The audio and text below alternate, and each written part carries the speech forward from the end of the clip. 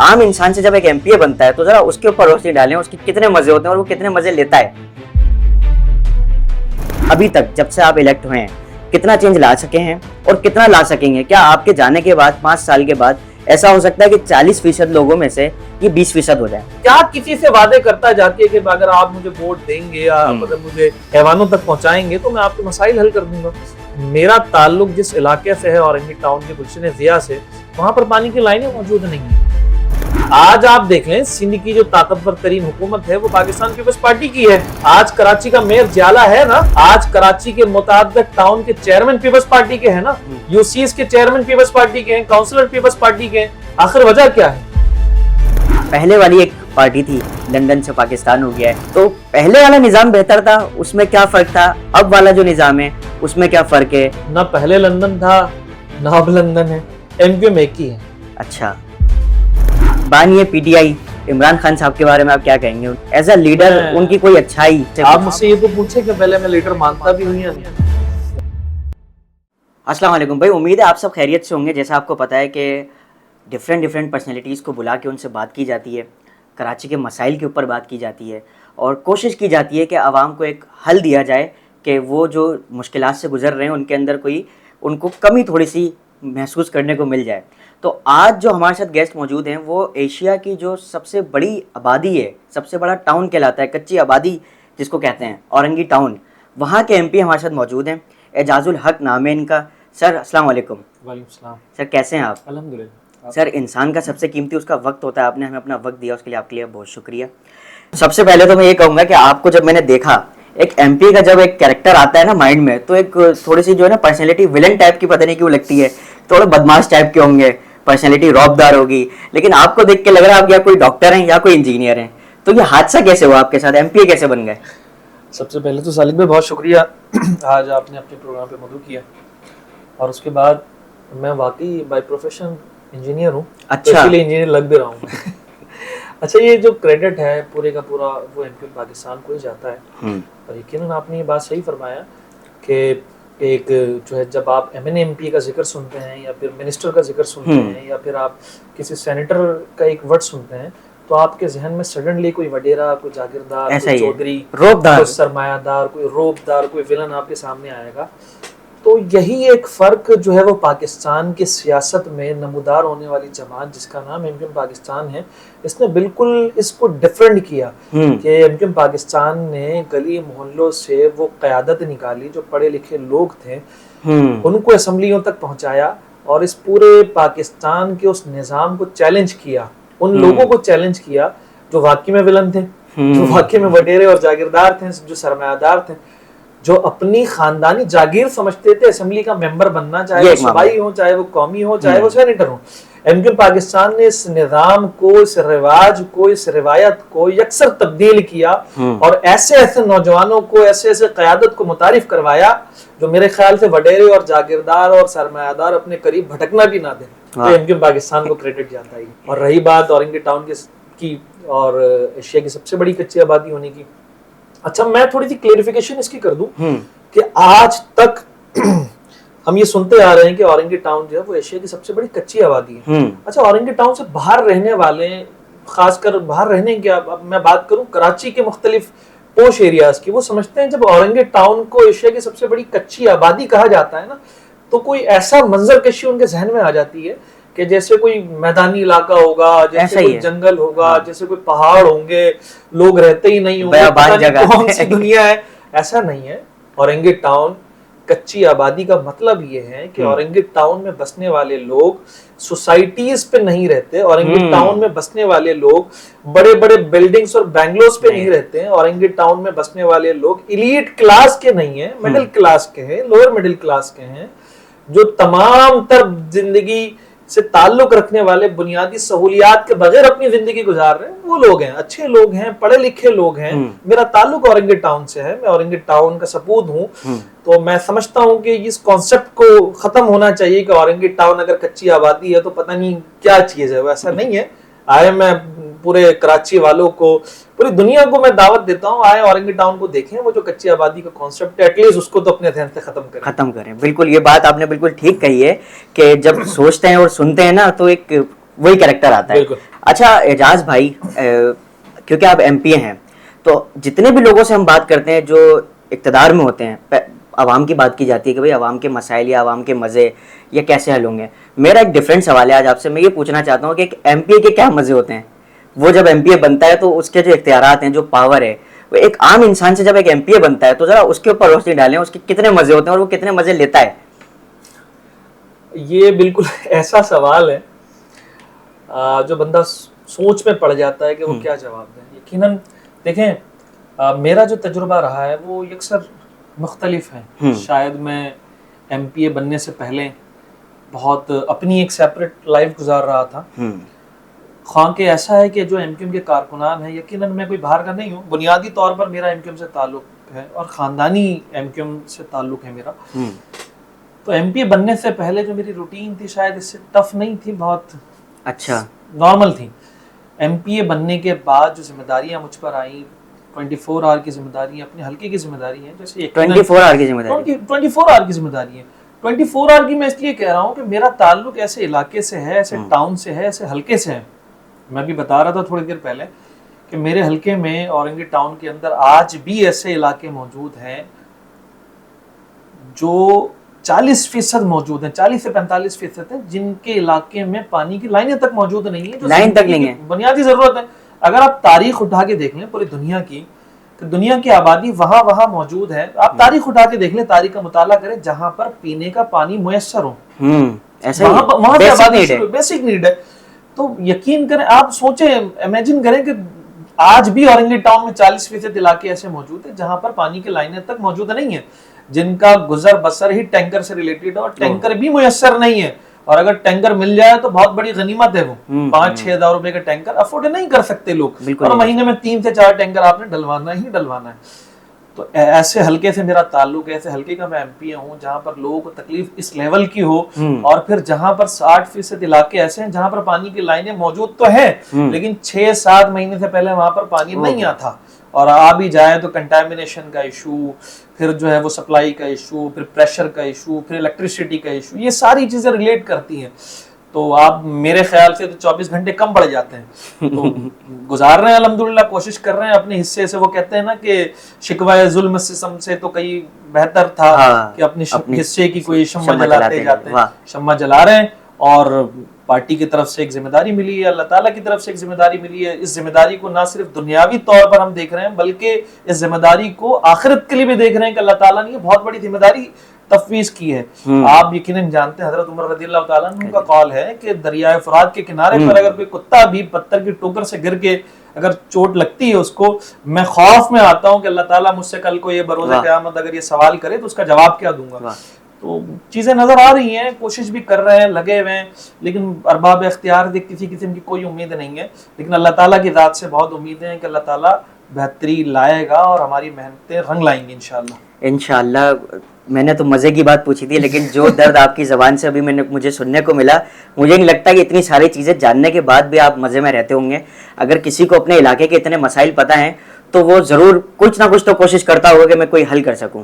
क्योंकि जब कोई आम बंदा होता है ना, तो वो यही चाहता है कि यार मैं बस किसी तरीके से अपनी गली का काम करा लूँ।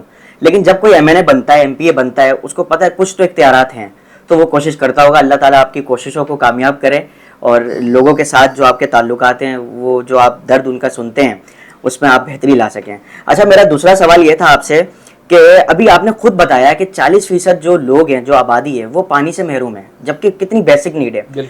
आज से 30-40 साल पहले भी अगर जाएं तो ये बेसिक जो मसले हैं, गैस का, पानी का, बिजली का, आवाम इससे 2-4 रहती ही है। लोग आते हैं जाते हैं, एमपी आते हैं, एमएनए आते हैं, ये सब आते हैं और जाने के बाद कहते हैं कि भाई हमारे इख्तियारात नहीं मिले। पहले ये होता है कि एमपीए हाथ जोड़ता है, लोगों से वोट मांगता है, फिर उसके बाद जो आवाम होती है उसके पैर पकड़ लेती है, भाई कुछ तो करो हमारे लिए।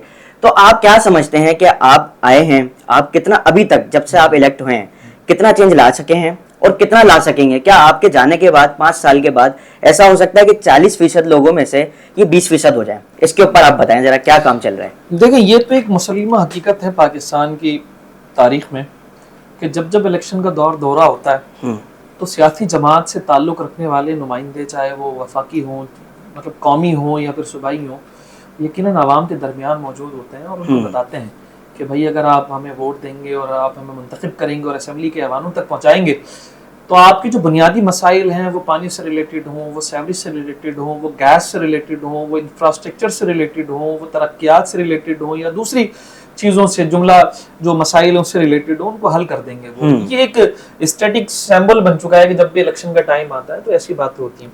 अच्छा, हमारे यहाँ एमक्यूएम पाकिस्तान के पास जो इलेक्शन कैंपेन होता है ये अक्सर मुख्तलिफ है। आप देखेंगे कराची शहर में भी आप देखेंगे, बल्कि पूरे पाकिस्तान का अगर आप जायचा लें और पूरा स्टडी करें तो आपको पता चलेगा कि जो MNA MPAs हैं उनका ताल्लुक अपने इलाकों से होता ही नहीं है।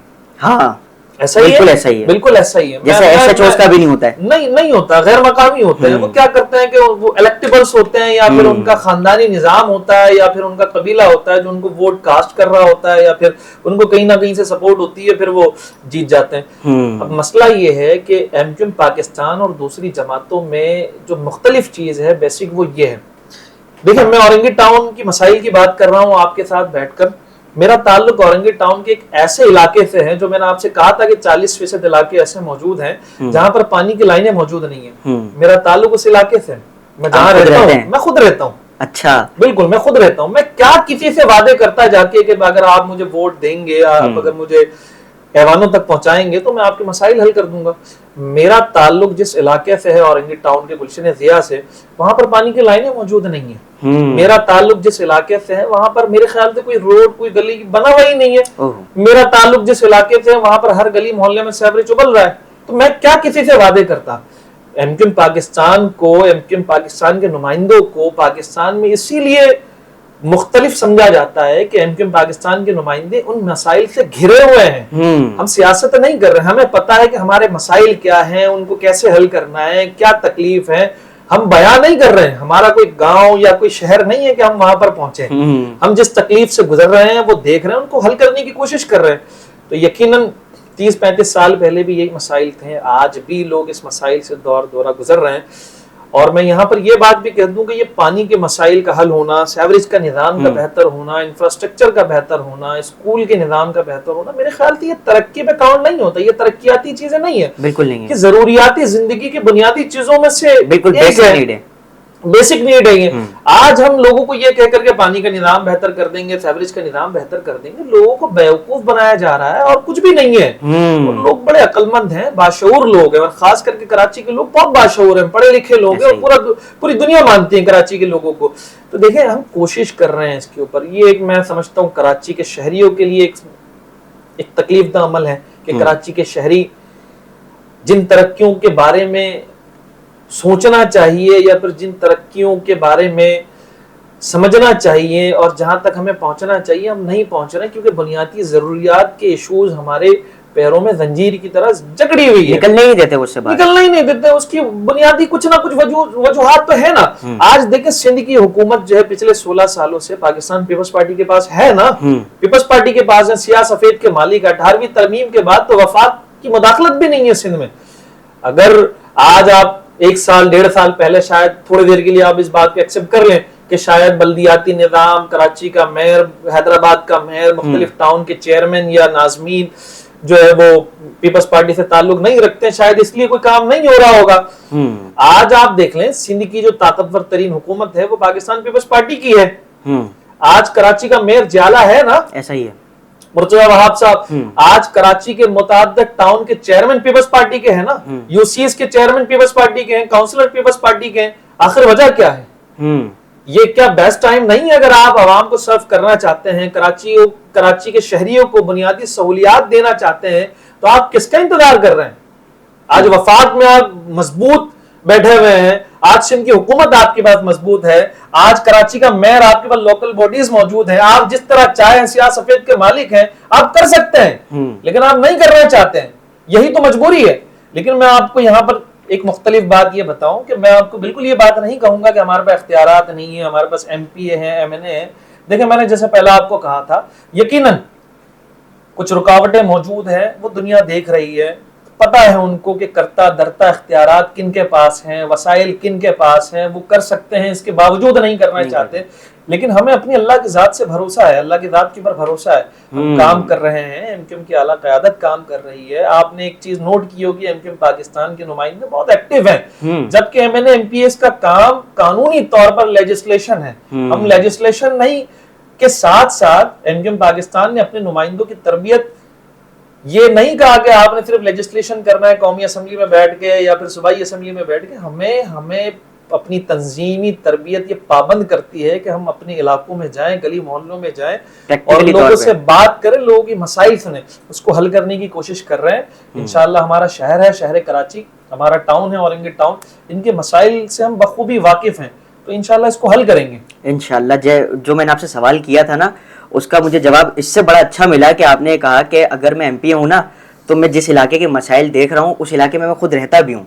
और ऐसा ही है कि जो बंदा खुद उन मसाइल से दो चार हो और उसको पावर थोड़ी सी भी अगर मिलती है तो वो ज़रूर कुछ ना कुछ करेगा, जितना वो कर सकता है उतना करेगा। अच्छा, मैं एक चीज़ और ये पूछना चाह रहा हूँ कि पहले वाली एक पार्टी थी, निज़ाम अलग हुआ है, नाम एक ही है, नाम थोड़ा सा चेंज हुआ है, लंदन से पाकिस्तान हो गया है। तो पहले वाला निज़ाम बेहतर था, उसमें क्या फ़र्क था? अब वाला जो निज़ाम है उसमें क्या फ़र्क है? क्या अच्छी चीज़ चेंज हुई है, वो ज़रा थोड़ा सा बताएं। देखिए, ना पहले लंदन था ना अब लंदन है, एमक्यूएम एक ही है। अच्छा। और एमक्यूएम पाकिस्तान में बसने वाली वो तमाम जमहूरियत के अलंबरदार जमातों से एक अलग जमात है जो मिडिल क्लास तबके को, 98% मजलूम और महकूम तबके को रिप्रेजेंट करती है पूरे पाकिस्तान के तुल अर्ज में। उसका एग्जाम्पल एमक्यूएम पाकिस्तान के नुमाइंदे मौजूद हैं। मैं अपने ऊपर एग्जाम्पल लूं तो मुझे नहीं पता था कि आखिरी दिन तक नॉमिनेशन के शायद मैं एमपीए बन सकता हूं। मेरी हैसियत, मेरी औकात इतनी नहीं है कि मैं अपनी कैपेसिटी पे काउंसलर भी बन सकता। लेकिन ये एमक्यूएम पाकिस्तान को ही क्रेडिट जाता है ना कि आज मैं सूबाई असेंबली का मेंबर हूं। आप यकीन करें, पाकिस्तान की तारीख में अगर किसी को पता चल जाए कि ये सीट कंफर्म है, आपको अगर पता चल जाए कि भाई आपकी सीट है ये और आपको टिकट इशू हो रहा है, ये कंफर्म सीट है, तो यहाँ तो टिकटें बिकती हैं। ये तो कल्चर है पाकिस्तान का। ऐसा ही है। यहाँ पर तो 40-40, 50-50 करोड़ रुपए में टिकटें खरीदी जाती है। लेकिन एमक्यूएम पाकिस्तान ने इस रिवायत को यकसर मुस्तरद किया, खात्मा किया, ऐसे नौजवानों को ऐवानों तक पहुंचाया जो वाकई में काबिल हैं और अपने लोगों के लिए सर्व कर सकते हैं। आपने पूछा कि पुरानी एमक्यूएम में और नई एमक्यूएम में फर्क है। देखें, हम मुहब्बे वतन पाकिस्तानी हैं। हम बारहा कहते हैं कि हम इस पाकिस्तान के बानियाने पाकिस्तानों की औलादों में से हैं। हमने इस पाकिस्तान के वजूद के लिए लाखों कुर्बानियां दी हैं, लाखों जानों के नजराने पेश किए हैं। हमारे लिए पाकिस्तान से बढ़कर अगर कुछ होता तो हम अपने आबा अजदाद के दौलत को और अपने आबा अजदाद के जमीनों को, उनके कब्रों को, अपने खानदान को, अपने लोगों को, अपने रिश्तेदारों को हिंदुस्तान छोड़कर नहीं आते, कभी नहीं आते, कभी नहीं आते। हम पाकिस्तान पे इसलिए मौजूद हैं कि हम पाकिस्तान से मोहब्बत करते हैं और पाकिस्तान बनाने वालों की औलादे हैं। हमारे बुजुर्गों ने पाकिस्तान को बनाया है और लाखों जानों का नजराना पेश किया है। अब मसला यह है कि इस पाकिस्तान के वजूद के खात्मे के लिए और इस पाकिस्तान जिंदाबाद के नारे में, अगर कोई पाकिस्तान मुर्दाबाद का नारा कहते हैं, पुरानी पार्टी और नई पार्टी में सिर्फ फर्क इतना है, हमारे लिए पाकिस्तान सबसे पहले है। किसी की कोई हैसियत नहीं है हमारे सामने। हमारे आबा अजदाद ने इस पाकिस्तान के लिए कुर्बानियां दी हैं, तो हम इस पाकिस्तान के इस्तेहकाम के लिए, पाकिस्तान की फलाह बहबूद के लिए, पाकिस्तान की तरक्की के लिए किसी को भी हम छोड़ सकते हैं। कुछ भी हम कर सकते हैं पाकिस्तान के वजूद को बरकरार रखने के लिए, उसमें पाकिस्तान में बसने वाली तमाम जमातों से हटकर।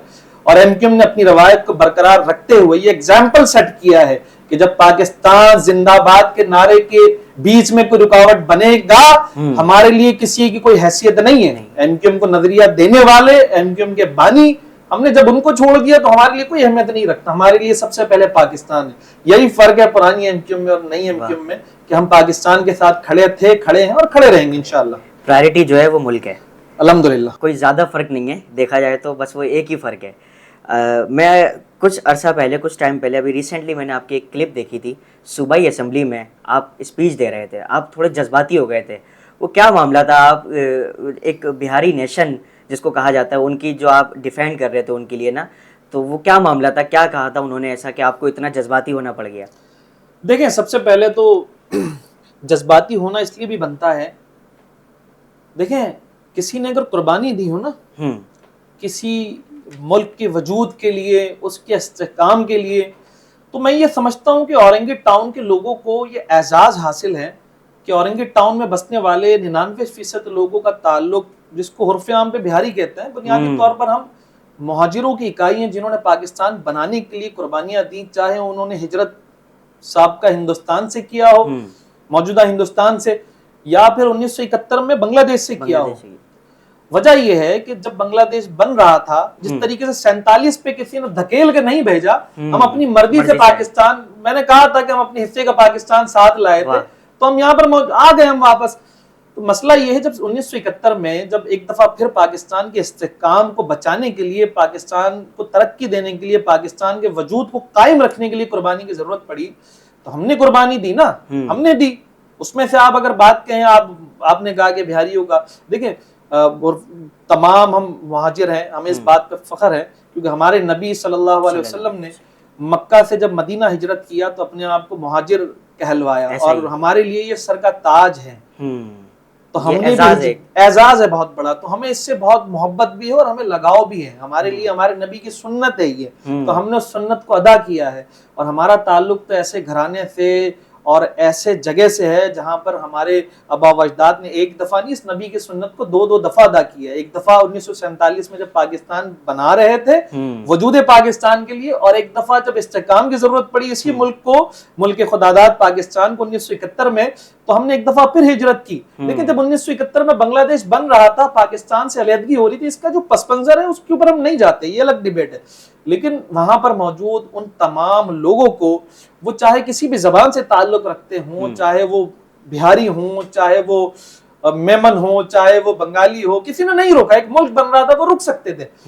लेकिन चूंकि 1947 में पाकिस्तान के वजूद के साथ वो बांग्लादेश में मौजूद थे और वो पाकिस्तान था, इसलिए वहां पर मौजूद थे। जब वहां से ये पाकिस्तान का नाम इरेज हुआ, पाकिस्तान से हट के बांग्लादेश हुआ, तो वहां से वो हिजरत करके पाकिस्तान आ गए। देखिए, हम असेंबली में बैठे हुए हो तो कोई हमें मुहाजिर इब्ने मुहाजिरों को कोई हमें ये बताए कि सिंध में आने वालों को, तमाम लोगों को पीपल्स पार्टी से ताल्लुक रखने वाले जागीरदार और वडेरों ने हमें यहाँ पर वेलकम किया है, तो भाई मुहाजिर इब्ने मुहाजिर के बेटे वहां पर बैठे हुए हैं जो इस बात का पास रखते हैं और पहरादारी करते हैं, हम किसी को नहीं कहने देंगे। मैंने इसीलिए कहा था कि कोई हम पे एहसान ना करे कि किसी ने हमें वेलकम किया हो, किसी ने हमें जगह दी हो, किसी ने हमारी मेहमान नवाजी की हो, कोई हम पे एहसान ना करे। हम अपने हिस्से का पाकिस्तान 1947 में भी लेकर आए थे, कट के, मर के और बिक के, और 1971 में भी लेकर आए थे।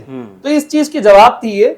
मैं ये समझता हूं कि उस दिन के बाद ये बात समझ आ गई होगी, अब कहने की जरूरत शायद ना पड़े। कुछ लोग नासमझ भी होते हैं, जैसे बहुत नहीं है मारवी राशिदी साहिबा, जिन्होंने ये बात एक अफगानियों के करारदाद के ऊपर उन्होंने मुहाजिरों को, बंगालियों को, बिहारियों को साथ अटैच किया। तो मैं समझता हूँ कि ये बात उन तक पहुंच गई है। इंशाल्लाह ये बात आइंदा तो शायद सुनने को ना मिले।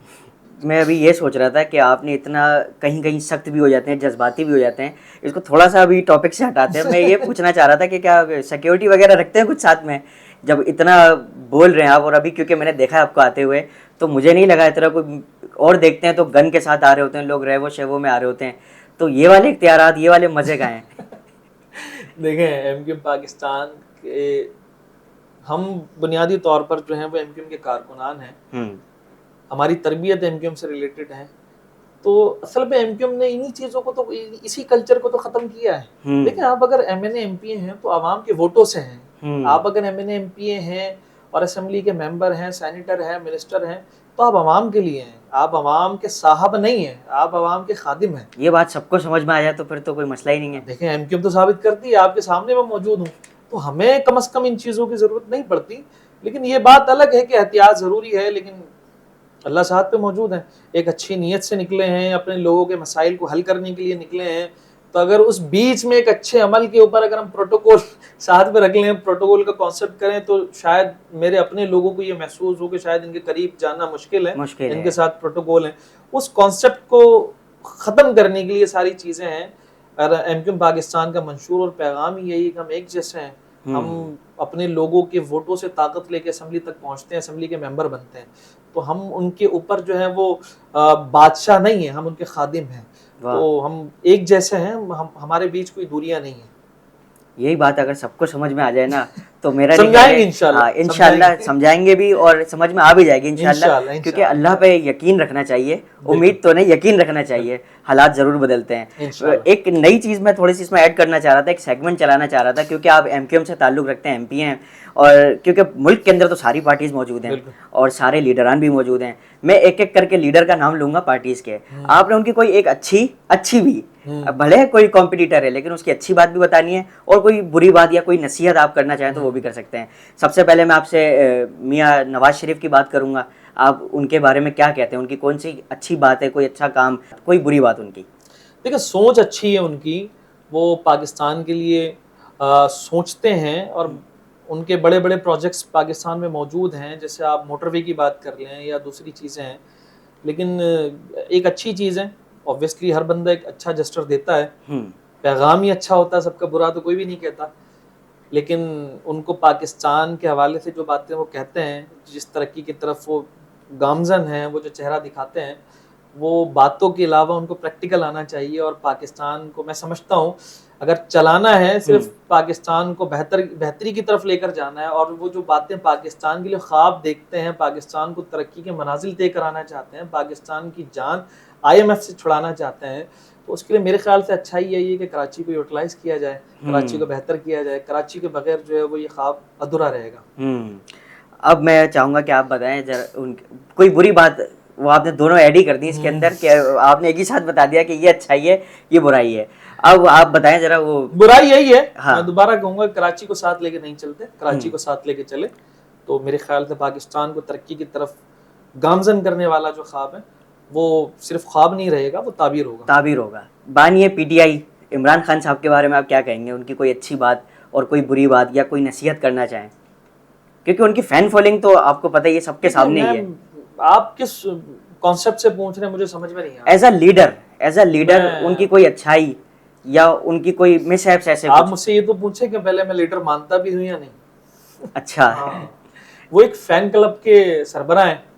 अब जाहिर सी बात है, वो पाकिस्तान के 1992 के वर्ल्ड कप जीतने वाले में से एक हैं, पाकिस्तान का पहला वर्ल्ड कप है।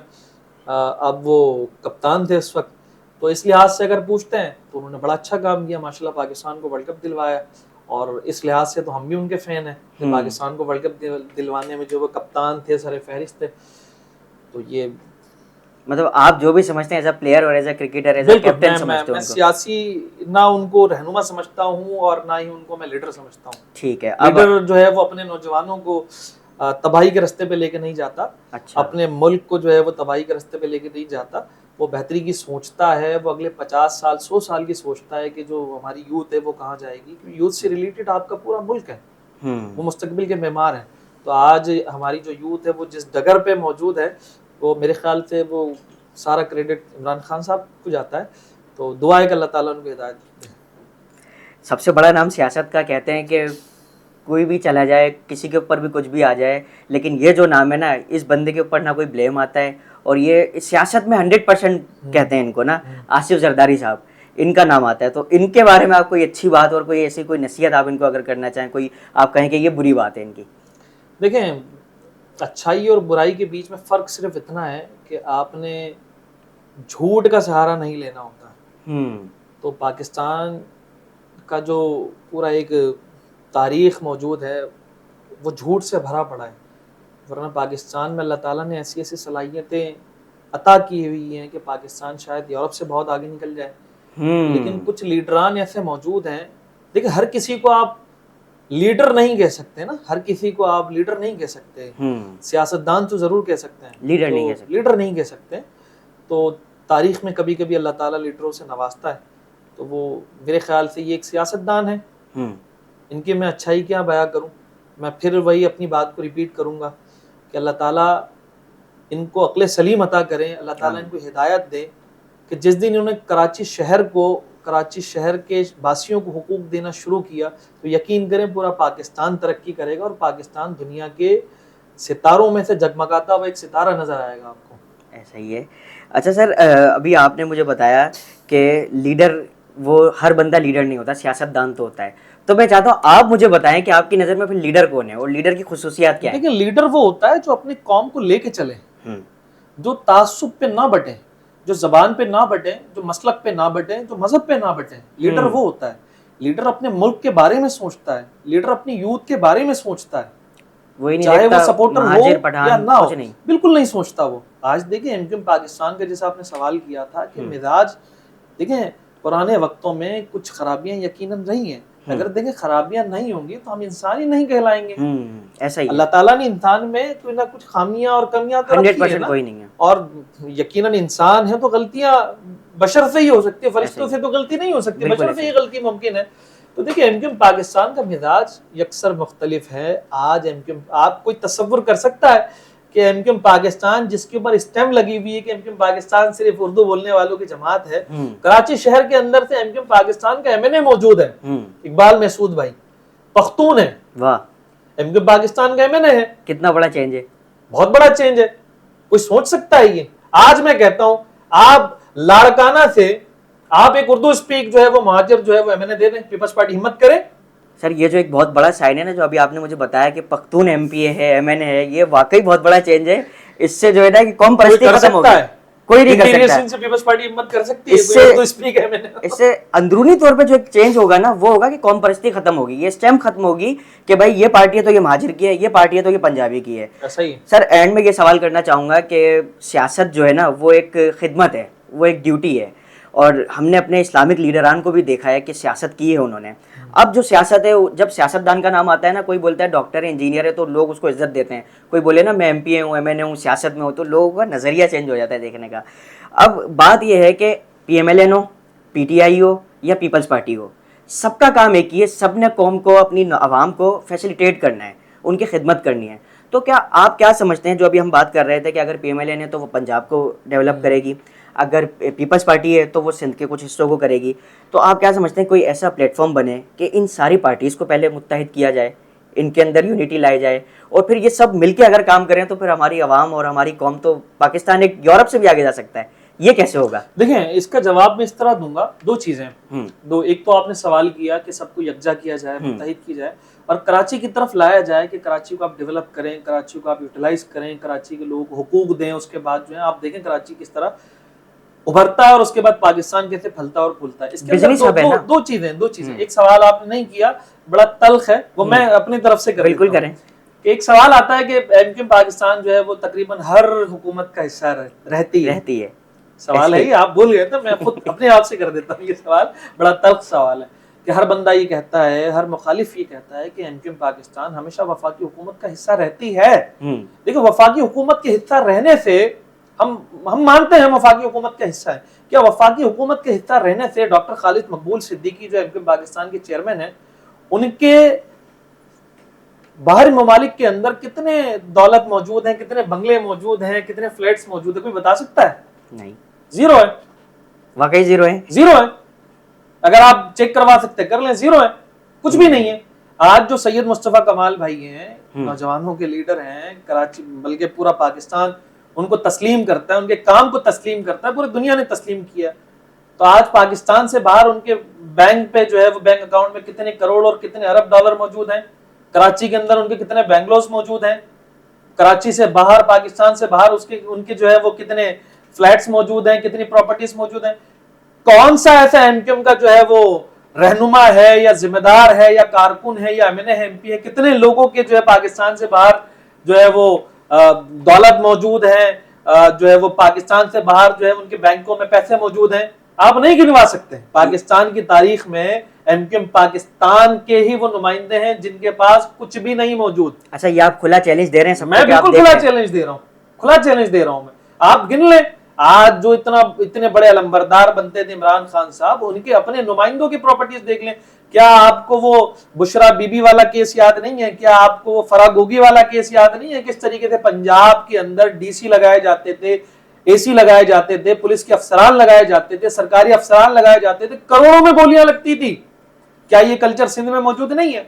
अच्छा, मैं जवाब दे रहा था, हम क्यों वफाकी हुकूमत में हमेशा जो है वो हिस्सादार रहे? भाई हम ये समझते हैं कि कराची शहर अगर डेवलप होगा, हम ये मानते हैं, क्योंकि सिर्फ देखिए इसके एक एग्जाम्पल मौजूद है, लेगेसी मौजूद है कि जब मुस्तफा कमाल भाई के दौर में 2005 से 2000 दरमियान के दौरान जब कराची शहर तरक्की की तरफ गामजन था, बहुत अच्छा तो टाइम पूरे था। पाकिस्तान ने तरक्की की है भाई।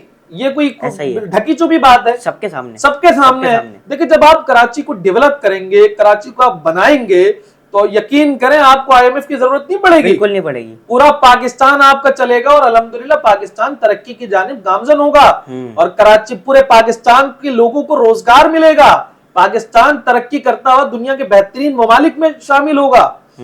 यही एक वजह है कि एमक्यूएम पाकिस्तान हमेशा वफात में मौजूद, इख्तिदार में मौजूद जमातों के साथ हुकूमत में शराकतदार होती है कि कराची की तरफ नजरसानी की जाए, कराची की तरफ जो है वो तरक्की के लिए आप रास्ते हमवार करें। लेकिन हर दफा हमें मायूसी होती है, हम पीटीआई के साथ रहें, कराची शहर के लिए रहें, कराची शहर के लोगों के हुकूक के लिए रहें, कराची शहर की तरक्की के लिए रहें, हम हर अदवार में मौजूद रहें।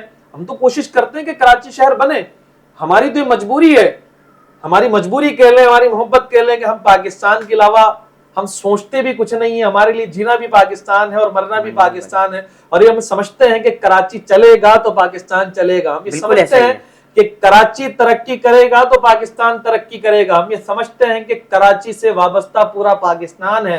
तो मैं फिर आपके प्रोग्राम की तवज्जो से करूंगा तमाम जमातों को खुदारा कि कराची को सीरियस लें, कराची के लोगों को सीरियस लें, कराची के लोगों के हुकूक को सीरियस लें, कराची के तरक्की को सीरियस लें।